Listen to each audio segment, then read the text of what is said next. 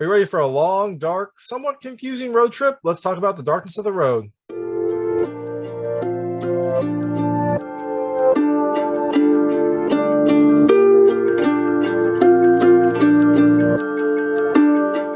Hey everyone, this is David Stark from Watcher Pass, and I'm here to talk to you about The Darkness of the Road, which is being released on December 14, 2021 on DVD, digital, and on demand. It's a new independent horror film that takes place mostly on a long, empty highway. It has some really good style and some interesting characters. Now, my hot take is it was slow and stylish, which I didn't mind. I liked the concept and the acting, but the execution felt a little jumbled at times, and I didn't really love the creature. There was an interesting reveal at the end, but it kind of didn't all come together for me. So I think it's worth a rental just to kind of see and experience this, but it's not something you have to kind of rush out and see immediately. So I'm going to talk to you a little bit about the film, some things I like, some things I didn't like. And as you can imagine, there will be spoilers in this. So if you don't want to know what happens in the film, if you want to save the mystery, and you probably should, there's several reveals throughout, then turn this off and go watch the film and then come back after. But if you just want to know what happens, you want to know my takes on it, then let's keep going. So in The Darkness of the Road, you have Siri, who is on a road trip with her daughter, Eve. Eve is asleep in the back of the car. Siri is driving. It's not ideal conditions. Her car is not in great shape. And so she stops at a gas station to get some supplies and some gas. And while she's there, she meets up with Iris, who is mysteriously there. She's kind of a strange character, but they decide to kind of keep going on this road trip together. And eventually the car stops. And that's when all this craziness happens. And you kind of get the sense that Siri has a little bit of a past. She's kind of running from something. And they also find when they stop after the gas station that Eve is gone. She's not sure if she left her at the gas station or what happened. But so now Siri and Iris have to kind of figure out how to get Eve and also how to survive because it's cold, there's elements, it's night, and there's something out in the darkness that is kind of stalking them and waiting to strike. So things I liked about this movie. So the first thing I liked about this is the style. It has this great isolated look that's highlighted by this blue tint that's over a lot of the scenes, and it really kind of makes it stand out. It really gives you the sense of isolation. It also makes the lights kind of shine that much brighter. It's interesting to see the blue tint with lights because they kind of pop off the screen. There's also some scenes that have a red tint on them as well, and you can tell that this film has a decent amount of style, and this helps this film kind of stand out and get its own identity. The second thing I love is the music, and the music in this film is fantastic. There's this great classical soundtrack. It plays a few classical songs. One kind of plays over and over, and then towards the end, as you're building towards a climax, you have a couple others, but they're really great. They kind of give it a sense of gravity, especially for some of these bigger scenes. It kind of helps fill up these scenes with some like grandiose music, and it also makes it feel a little higher quality because you've got this beautiful classical music as well. And the last thing I really liked is the setting. I mean, the setting of this is fairly simple, but I think it's smart for an indie film. You know, it's set in a car, essentially in an isolated area. There aren't a ton of characters. There's not a ton of effects, and so you get this isolated road trip and this sense of kind of abandonment. I think it's a smart way for a horror indie film to operate. I liked that there was a little bit of mystery. I liked that you had this kind of empty area and you weren't sure what was going to happen next. And so I thought the setting was pretty smartly done. Things I was more neutral about. There seems to be a religious message in this. It's not really highlighted until the very end, but it seems like there is a religious aspect to this, and I don't think it was integrated. I don't think it was integrated in that well during the actual film, and then it kind of popped up at the end as this kind of surprise aspect. So I was a little, I wasn't taken aback, but I was a little surprised that there was this religious undertone to it because I didn't really get that from the rest of the film. So I'm not sure if that was just a way to kind of highlight some imagery or if this is trying to be like a faith type movie. I wasn't certain, but just give a heads up that there is some religious imagery in this film. Now, things I didn't like about this film. The first is the creature. The creature, it kind of appears here and there. It takes the form of this, like person humanoid thing that's overexposed, so it does look a little unsettling, but it also looks like a person for the most part. It looks like maybe a person in like a skin suit or something, and the parameters for the creature just don't really seem to make sense. It kind of pops in and out here and there. You never really get a good sense of what the creature is, and you don't really understand how it's appearing in places and disappearing. And overall, I just thought it wasn't a great analogy for what I think it was. I think it was maybe like her grief or I don't know, her anger at herself, something like that. But it didn't really seem to fit that well. I thought that they could maybe have done the creature a little differently, or maybe not even have the creature. I don't think the creature really added much to this overall story.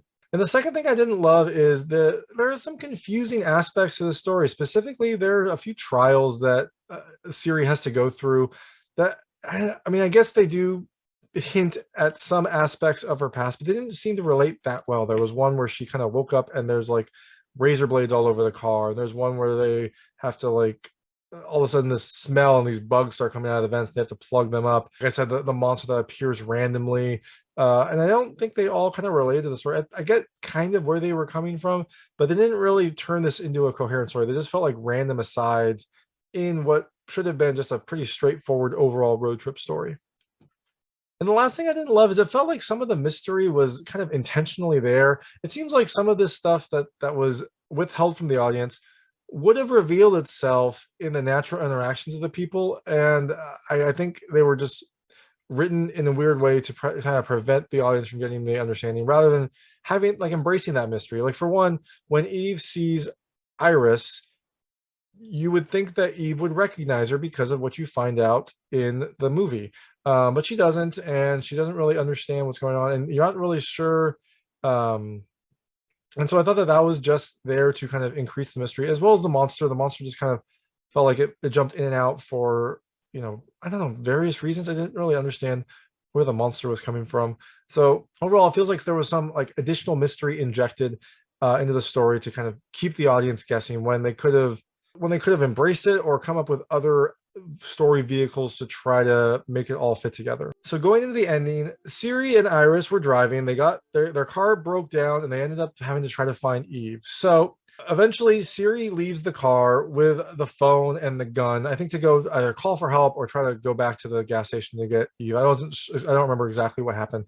But while she's doing this, she looks at Iris's phone and sees pictures of Iris and Eve on there. And they're pretty happy pictures. And so she gets a little confused. And then, she continues her trek and the monster appears. And so Siri takes out the gun and shoots the monster. But when she shoots it, it turns into Eve, and it ends up Eve getting shot in the shoulder, I think.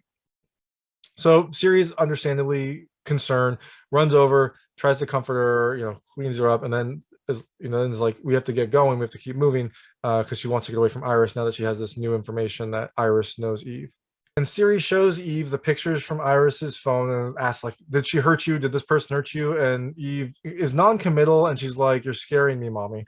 So I think this is one of those things where you would think if Iris was Eve's mom, then she would have said something. That just seems like that would be a natural thing to do. Or if she would have recognized her, then she would have probably said something as well. But she didn't. She kind of kept it intentionally vague. And then they keep walking, and eventually they end up back at the car somehow. I don't it's not explained why, but they do end up back at the car. Iris is there, and when Siri sees her, she attacks her and punches her and is like, what's going on? Like, how do you know my daughter? What have you done to her? And they get in a fight, but eventually Siri stops. But Siri punches her like 3 or 4 times. And Iris goes up, and Siri's like, why were your pictures on the phone? And Iris grabs the phone, is like, the battery's dead. Like, what are you talking about? And maybe this is why Eve was saying, like, you're scaring me, mommy, because maybe when she was showing her the pictures, the phone was dead. And so that's why she was getting scared. That could be a possible explanation. But you would think if Eve knew Iris, at this point, she would probably said something, because they're both there and fighting. But again, I think it's intentionally left for mystery. But then the monster comes back, and they get back in the car. They're in the car, and they're out of the car throughout this film. While they're in the car trying to avoid the monster, you find out that Iris essentially was working hard and living a good life, and then eventually her daughter, who we find out earlier had died, was just kind of struck with a disease that would make her live the rest of her life in pain. And Iris is kind of lamenting this because there's she wasn't doing anything wrong, and her child was given this kind of essentially death sentence. And then they get out to try to figure out what to do next, and Iris starts to change. And when she's changing, Siri notices a distinctive back tattoo on Iris, and she's like, this can't be. You don't know why, but you see this distinctive tattoo on her back. You go back into the car to check on Eve, and the monster's in the back seat, and the monster, I guess, jumps out and starts dragging Siri away. Iris follows her, stabs the monster, and then the monster kind of punches Iris through the stomach, essentially probably killing her, although she's still alive at that point. Siri unloads the gun, but Iris tells her to run, and so she runs back to the car. When she gets back to the car, Eve isn't there, but there is a doll, like a distinctive doll we'd seen earlier. And that triggers a flashback in Siri where all you see is like you hear a hospital beeping sound, you see a hospital, and you see an empty bed. Siri gets out and you hear this kind of this beautiful classical music playing, and she looks in and she sees Iris with Eve, and Iris gives Eve something from a bottle. It's like an unmarked bottle, but it's Eve's bottle. And Eve kind of sits there and eventually falls asleep. Siri is trying to break into the car, but she can't. The doors are locked, and she uses a tire iron, but she can't break that window. And while she's watching, Iris then pulls a razor blade out of her cigarette pack and cuts Eve's wrists. And Siri's understandably distraught, and she kind of turns and sits down by the car, kind of dejected, and also I don't think she wants to see this. And eventually the car unlocks, and so she tears the car open, gets in there, sees Eve, and starts to cradle her. And she tries to call 911, but when the policeman picks up and she starts kind of talking, you hear Eve and she says, "Mommy, remember what we talked about? No more pain." And when Siri hears this, she hangs up the phone and just starts to kind of cradle Eve, and and then she cradles Eve as Eve dies. So after Eve is dead, Siri goes to the front of the car and pulls out a cigarette and starts smoking. And while she's doing this, she looks in the rearview mirror and sees a picture that Eve had made. And in the mirror, you see the words Eve and Siri, and the S is like capital I and the R is backwards. But then when she turns around, you see that the picture actually says Iris and Eve. And the S is backwards, which is not uncommon for a kid, and it's also strangely capitalized. But you get the hint that Iris and Siri are connected; they're one and the same. So when morning comes, you finally get to see the sun. It's actually a pretty beautiful scene because you get to see the sun on this like desert landscape. And Siri gets out of the car and she sees some people coming, and she sees Eve, and then the store clerk and an old man who was at the store before, and they're all kind of walking out. They all look healthy. They all look pretty happy. And Siri goes up and embraces Eve, even asks Eve how she is, and Eve says, "I'm fine." And Siri says that she'll be fine knowing that Eve is no longer in pain. I think this is heaven. There's a hint also that this is like heaven, because she says like, "Is this it?" And the clerk's like, "Yep, this is it," or something along those lines. So I think this is supposed to be heaven, or at least maybe the gateway to heaven. So it seems like a pretty happy ending. Siri, says that she can be okay now knowing that Eve is not in pain. She goes back to her car. But then when she's back in the car, she pulls a gun out and tries to shoot herself. And she does it. You think that that's the end of the movie. But then she wakes up and, there's blood all over the window. She has the gun. She does it and does it again. And she does it, I think, 2 or 3 more times. Each time blood splatters out. And you're not really sure why. She kind of wipes the blood from the window and looks out, and then you get this hell scene, because it kind of pulls out and you see this fire in the background, and then you see a bunch of scenes of other people who appear to be desperate and like can't go on anymore, and there's this fire in the background during all of this. So I think this is like a hell analogy, because Siri would have killed herself, which is, according to I think Christianity or most Christian dogma, that's a mortal sin, so she probably would have gone to hell. So after this pulls out and you see this fire, then Siri wakes up again in the car at night. She looks a little disheveled. She turns around, sees Eve in the car, and then turns back, and the camera pulls out and you see it's the car on the road at night again. And then that's the end of the movie. I don't exactly know. I think maybe it was a dream. Maybe she was like weighing her options, kind of like a Christmas Story kind of thing, trying to figure out what to do. Like, should she go through with it with Eve, or should she continue on the journey, this dark road that she's on? It could have been that. It could have been like a vision of what was going to happen to her if she continued on. I'm not 100% sure. I think that she is alive. I think Eve is alive, although probably in pain. And I think the moral dilemma here is whether or not she's going to make a choice, like a good or a bad choice. So that's kind of my general thinking of what's happening. I'm not 100% sure. I'll make sure to ask Eduardo Rodriguez when I talk to him eventually. But overall, I thought it was interesting. I liked the style. I thought the story was a little jumbled, especially some of the challenges didn't really seem to relate to what was going on. But I think it's an interesting movie. You should definitely rent it and check it out just to kind of see the style and some pretty good performances by Najarra Townsend and Leah Lauren. So overall, that's my take on The Darkness of the Road. It's available on DVD, digitally and on demand on December 14th, 2021. And thanks so much for watching. If you liked this review, please like and subscribe to this channel. It helps me out a lot. Make sure all my new content goes straight to you. And let me know what you think. Let me know what you thought about the ending. If you noticed other things about it, maybe some more religious symbols that were there earlier that I didn't realize. But thanks so much for watching.